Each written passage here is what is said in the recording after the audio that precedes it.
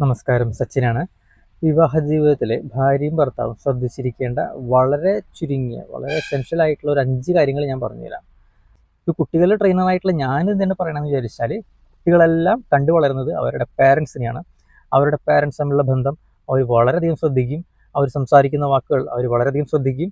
പറയുന്ന പല കാര്യങ്ങളും, ഉണ്ടാകുന്ന പല സംഭവങ്ങളും അവരുടെ മെമ്മറിയിൽ എപ്പോഴും ഉണ്ടായിരിക്കും. ആദ്യത്തെ കാര്യമെന്ന് പറയുന്നത്, നമ്മൾ പരസ്പരം ഇൻസൾട്ട് ചെയ്യരുത്. ഓക്കെ, ഭാര്യയായാലും ഭർത്താവായാലും നമുക്ക് എന്ത് വികാരം ഉണ്ടായാലും, എന്ത് പ്രകോപനങ്ങൾ ഉണ്ടായാലും എന്ത് ചെയ്യരുത്, ഒരാളെയും പേഴ്സണലി ഇൻസൾട്ട് ചെയ്യാതെ നമ്മൾ നോക്കണം. അതിപ്പോൾ ദേഷ്യത്തിലാണെങ്കിലും ശരി, എന്ത് വികാരത്തിലാണെങ്കിലും ശരി, പേഴ്സണലി അവരെ തളർത്തുന്ന രീതിയിൽ അല്ലെങ്കിൽ അവരെ ഹേർട്ട് ചെയ്യുന്ന രീതിയിൽ നമ്മൾ സംസാരിക്കാതെ ശ്രമിക്കണം. ഓക്കെ. രണ്ടാമത്തെ കാര്യം എന്ന് പറഞ്ഞാൽ, നമ്മൾ തീരുമാനങ്ങളൊക്കെ എടുക്കാം.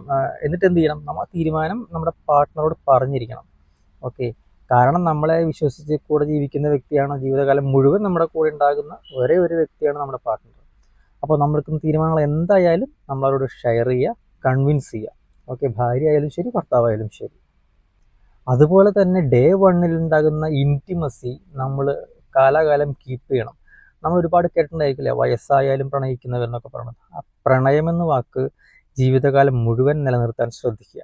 ഓക്കെ, അതാണ് ഒരു ബന്ധത്തിൻ്റെ, ഒരു ഭാര്യ ഭർത്തൃ ബന്ധത്തിൻ്റെ അടിത്തറ എന്ന് പറയുന്നത്. അപ്പോൾ അത് കളയാതെ നമ്മൾ ശ്രദ്ധിക്കുക. നാലാമത്തെ കാര്യം എന്ന് പറയുന്നത്, എന്ത് പ്രശ്നമുണ്ടായാലും, പ്രശ്നങ്ങളില്ലാത്ത ഒരു ജീവിതം ആർക്കും ഉണ്ടാവില്ല. പക്ഷേ ഒരു പ്രശ്നവും ഭാര്യയും ഭർത്താവും തമ്മിലുള്ളത് വെച്ച് പൊറുപ്പിക്കരുത്. അത് സെയിം ഡേ, അതേ ദിവസം തന്നെ സംസാരിച്ച് ഒരു ധാരണയിലെത്തുക, പരമാവധി തീർക്കുക. ഓക്കെ, ഒരിക്കലും പ്രശ്നങ്ങളെ വളരാൻ അനുവദിക്കരുത്.